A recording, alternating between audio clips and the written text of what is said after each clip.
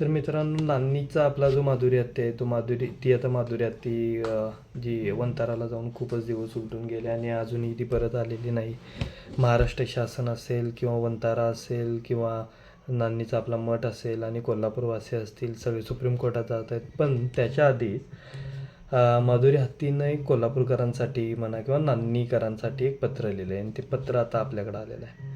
तर काय म्हणते आपली माधुरी हत्ती? तर प्रिय नांदणी गावकऱ्यांनो, नमस्कार. मी तुमचीच माधुरी बोलत आहे. हो, ती जी गेली कित्येक वर्ष तुमच्याबरोबर खेळली, तुमच्या लहानग्यांची सखी झाली आणि जैन मठात तुमच्यासोबत प्रत्येक सण उत्सवात साजरा केला. आज पहिल्यांदाच मी एकटी वाटते, कारण आता आम्ही तुमच्यापासून दूर वंतारामध्ये आहे. इथे सगळं असूनही काहीच आपल्यासारखं नाही.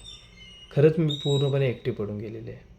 ना तुमचा तो गोड आवाज, ना रोजचं प्रेमाचं गाजर, ना तो शांत संध्याकाळचा वेळ जिथे कुणीतरी माझ्या कपाळावर प्रेमाने हात फिरवत असायचं. तुमचं न सांगता हसणं, लहानग्यांचं माझ्याभोवती खेळणं, वयोवृद्धांचं माझ्यावरून हात फिरवून आशीर्वाद देणं, हे सगळं आता केवळ आठवणीतच उरलं आहे. माझं कुणाला काही कुणाचं काही वाईट केलं नाही, पण तरीही काही लोकांनी फायद्यासाठी मला इथं हलवलेलं आहे. माझ्या नजरेसमोर माझं नांदणी गाव हरवलेलं आहे. पण तुम्ही माझ्यासाठी रस्त्यावर उतरलात, आंदोलन करताय, मला परत बोलवण्याचा प्रयत्न करताय. यामुळे माझं हृदय खरंच भरून आलेलं आहे.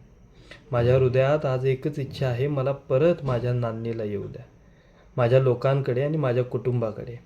खरंच मला या लोकांनी माझ्या घरापासून 34-35 वर्षानंतर माझ्या घरापासून दूर केल्यासारखा मला भास होत आहे. तुम्हीच माझं प्रेमाचं खरं घर आहे. मी इथे प्रदर्शनातील प्राणी होऊन राहणं पसंत करणार नाही. मी तुमची कुटुंबातील एक होऊन जगायचं स्वप्न बघते आहे. तुमचीच प्रिय माधुरी हत्ती. तर आपल्या घरातला माणूस देखील असं कोणी जबरदस्ती घेऊन गेलं तर आपल्याला पण वाईट वाटतं. तसंच माधुरीला देखील तसंच वाटतं आहे आणि माधुरीनं म्हणून हे आपल्या कोल्हापूरवासियांसाठी किंवा नान्नीवासियांसाठी हे पत्र लिहिलेलं आहे. तर #ब्रिंग बॅक माधुरी.